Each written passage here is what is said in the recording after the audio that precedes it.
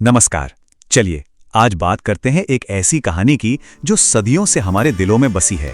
मर्यादा पुरुषोत्तम श्री राम की कहानी। ये सिर्फ एक कहानी नहीं बल्कि एक ऐसी अमर गाथा है जो हमें धर्म, कर्तव्य और त्याग का सही मतलब सिखाती है। तो कहानी शुरू होती है बहुत समय पहले से। एक बार की बात है जब अयोध्या की धरती पर सत्य और धर्म का बोलबाला था। आज हम इस पूरी कहानी को 6 हिस्सों में समझेंगे। शुरुआत करेंगे अयोध्या के राजकुमार से, फिर देखेंगे उनके 14 साल के मुश्किल वनवास को, उसके बाद सीताहरण और लंका पर चढ़ाई की बात करेंगे और आखिर में जानेंगे उनकी घर वापसी यानी दिवाली की कहानी और राम जी से मिली सीख के बारे में। तो चलिए शुरू करते हैं पहले हिस्से से, अयोध्या के राजकुमार। ये कहानी शुरू होती है एक बहुत ही शानदार जगह अयोध्या से। इस नगरी पर राज करते थे महाराजा दशरथ, जो अपने वचन के पक्के होने और अपनी प्रजा से बेहद प्यार करने के लिए जाने जाते थे। वह राजा दशरथ के 4 बेटे थे। और क्या बेटे थे, ये सिर्फ भाई नहीं थे, एक दूसरे की जान थे। सबसे बड़े और सबके प्यारे थे राम, और फिर थे भरत, लक्ष्मण और शत्रुघ्न। सच कहूं तो इन चारों भाइयों का जो प्यार था ना, वही इस पूरी कहानी की बुनियाद है। पर राम जी को मर्यादा पुरुषोत्तम आखिर कहते क्यों हैं? देखिए, वो सिर्फ बाहर से सुंदर नहीं थे, वो बहुत बलवान थे, लेकिन उतने ही विनम्र भी। वो हमेशा सच बोलते थे और उनका हर एक काम, हर एक फैसला धर्म की कसौटी पर खरा उतरता था। यही बातें उन्हें सबसे खास बनाती थीं।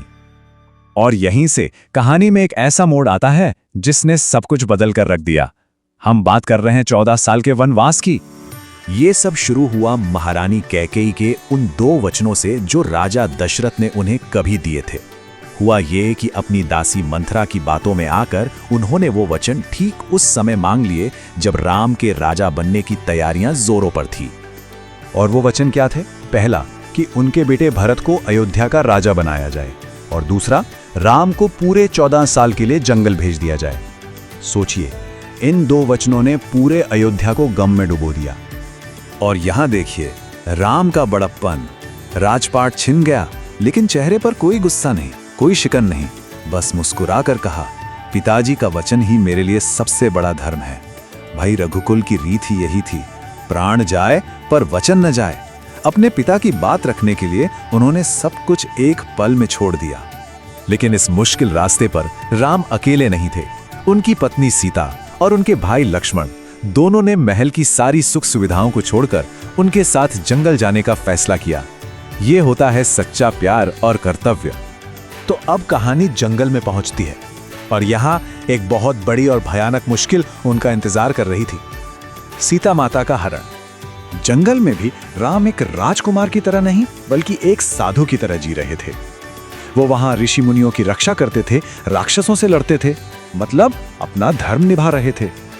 और यहीं कहानी में एंट्री होती है लंका के घमंडी राजा रावण की। उसने बदला लेने के लिए धोखे से साधु का रूप बनाया और सीता माता को उठा ले गया। और बस इसी एक घटना ने इतिहास के सबसे बड़े युद्ध की नींव रख दी। तो अब शुरू होता है धर्म और अधर्म के बीच की सबसे बड़ी लड़ाई का किस्सा, लंका पर चढ़ाई। अब देखिए, राम के पास कुछ नहीं था, वो अकेले थे, लेकिन अपने सच और धर्म के बल पर उन्होंने एक बहुत बड़ी सेना बना ली। उनके सबसे बड़े मददगार बने हनुमान जी, फिर वानर राज सुग्रीव, जामवंत जी और लाखों वानरों की सेना भी साथ आ गई। कहते हैं ना, जब आप सही रास्ते पर हो तो पूरी कायनात आपकी मदद करती है। ये सफर आसान बिल्कुल नहीं था। पहले तो सीता जी को ढूंढना, फिर समंदर पर पुल बनाना, ये सब नामुमकिन काम लगते थे। लेकिन हनुमान जी की भक्ति और वानर सेना की ताकत ने सब मुमकिन कर दिया। और आखिर में एक जबरदस्त लड़ाई के बाद राम जी ने रावण को मारकर बुराई पर अच्छाई की जीत हासिल की।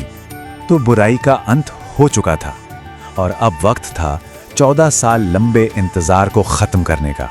वक्त था घर वापसी और दिवाली का। पूरे 14 साल, सोचिए, एक एक दिन करके काटे गए 14 साल अब खत्म हो चुके थे। और जब राम, सीता और लक्ष्मण अयोध्या वापस आए तो क्या माहौल था। पूरी अयोध्या खुशी से नाच उठी। लोगों ने अपने घरों में, अपनी गलियों में घी के दिए जलाए और अमावस्या की वो काली रात भी रोशनी से जगमगा उठी।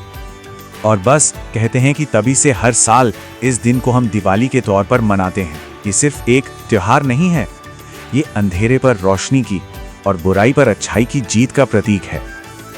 लेकिन देखिए, रामायण सिर्फ एक कहानी तो है नहीं, ये हमें जीना सिखाती है।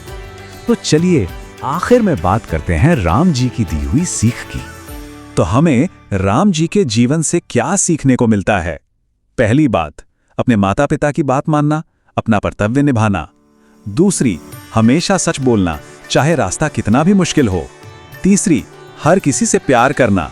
और चौथी, मुश्किल से मुश्किल समय में भी हिम्मत नहीं हारना और मुस्कुराते रहना।